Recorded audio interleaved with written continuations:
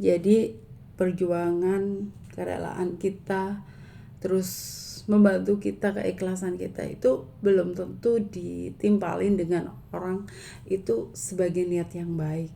Kadang perjuangan kita untuk membantu membesarkan sebuah perusahaan atau apa itu belum tentu kita itu dilihat baik.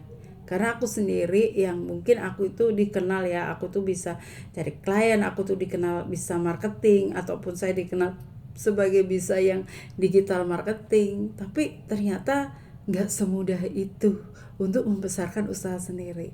Mungkin aku waktu itu bisa saya membesarkan usaha orang lain ya kan, saya bisa membantu orang lain itu untuk berkembang, saya bisa nge-branding produk orang lain, saya bisa nge-branding perusahaan orang lain supaya banyak klien yang datang dari sosial media atau digital. Tapi ketika buat diri aku sendiri, buat usaha aku sendiri, aku belum bisa gitu loh. Itu yang sedih kan, saat aku kerja aku rela mati-matian tidur sampai jam 3 pagi karena aku harus ngeplan konten yang aku harus posting. Gimana ya, aku posting, aku ngedit ya kan, aku ngedit yang dimana itu bisa sampai jam 3, yang dimana aku harus bangun strateginya, hashtagnya seperti apa, captionnya yang seperti apa, yang ini bisa ramenya gimana, posting di Facebook itu kayak apa, nah kayak gitu. Itu yang aku rasakan ya kan. Tapi ketika aku mau menjalankan bisnisku sendiri itu udah berat gitu loh, karena waktuku udah habis di company itu gitu loh. Jadi malam itu sering aku merasa aduh aku tuh capek, tapi aku punya tanggung jawab nih, kalau di situ aku nggak ada klien terus gimana gitu kan.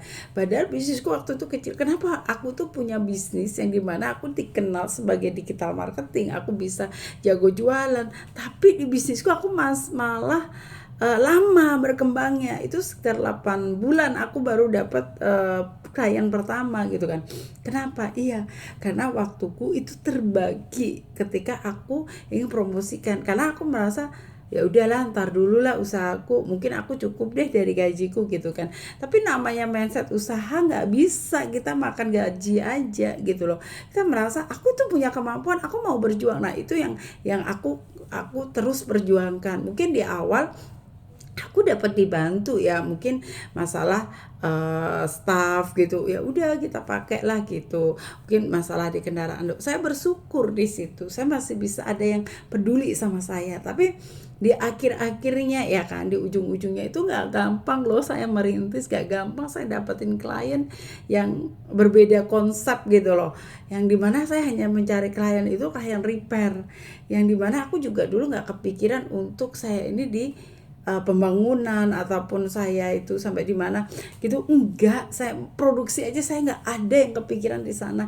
Jadi pikiran saya itu hanya gimana caranya aku meng-repair villa yang ada, owner-owner yang udah punya rumah, owner-owner yang udah punya villanya rusak gitu loh, airnya nggak nyala, terus listriknya mati. Nah itu yang aku tuh rasakan, aku tuh maunya jasa yang kayak gitu. Tapi gosip demi gosip kok makin hari makin gini ya, akhirnya ya udah gue resign dari sebuah perusahaan itu, saya mulai berkembang sendiri. Dan di situ juga banyak halangan ya, bukan bukan segampang itu.